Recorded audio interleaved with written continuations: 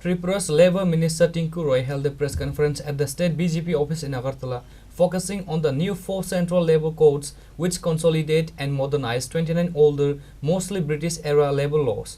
Minister Roy was accompanied by State BJP General Secretary Bhagwan Das and media in charge Sunil Sarkar.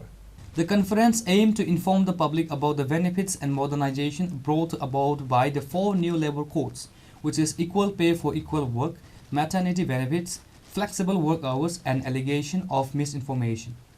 আপনারা জানেন বর্তমান আমাদের রাজ্য সহ গোটা দেশে শ্রমকোড যে 4টা নতুন এসেছে সে নিয়ে বিভিন্ন জায়গায় সংবাদ মাধ্যম আলোচনা চলছে তা নিয়ে আমি আজকে আপনাদের সামনে তুলে ধরতে চাই যে শ্রমকোডগুলো সম্বন্ধিত যে আমাদের সারা দেশব্যাপী যে শ্রমিক এবং অন্যান্য বর্গের যারা রয়েছেন তাদের যে সুবিধা বা জীবনমান উন্নয়নের লক্ষ্যে যে সিদ্ধান্ত নেওয়া হয়েছে সেই বিষয়ে আজকে আমি সংক্ষিপ্ত বিবরণ আপনাদের সামনে তুলে ধরতে চাই।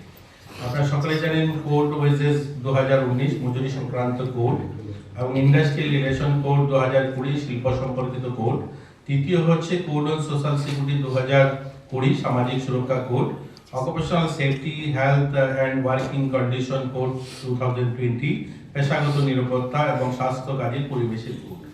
এই 4টা কোড বিগত সময় যে 29টা কোড ছিল সেগুলোকে মার্জ করে একসঙ্গে এই 4টা কোডে নিয়ে আসা হয়েছে।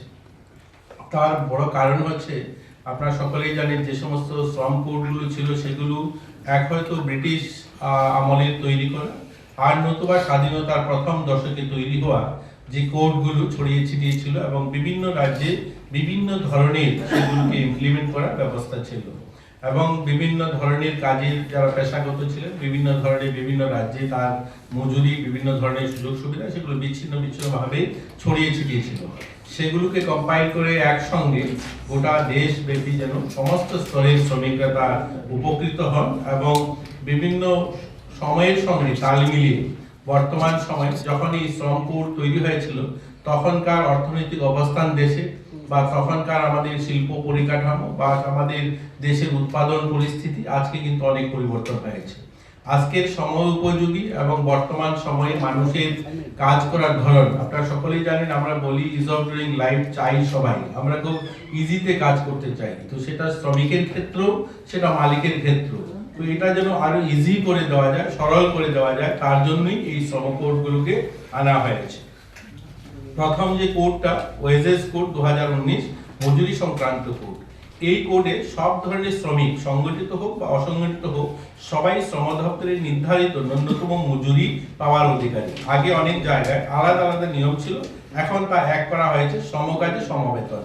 কথাটার অর্থ হচ্ছে আগে ধরুন আপনার মিডিয়ার বন্ধু যারা আছেন আপনার ইলেকট্রনিক মিডিয়াতে কাজ করেন, আপনাদের মজুরি দিল্লিতে যে পরিমাণ ছিল সেটা হয়তো ত্রিপুরায় তার ভিন্ন ছিল বা আসামে তার ভিন্ন ছিল।